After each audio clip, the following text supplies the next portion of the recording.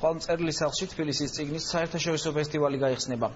ფესტივალს საქართველოს წიგნის გამომცემელთა და გამავრცელებელთა ასოციაცია კულტურის სამინისტროს მხარდაჭერით უკვე მე-15 ატარებს. საიუბილეო თარიღთან დაკავშირებით 50-მდე ღონისძიება დაგეგმილი. წიგნის 4-დღიანი ბაზრობა ექსპო ჯორჯიას მე-11 პავილიონში მოეწყობა. ფესტივალი 25 მაისს დაიხურება.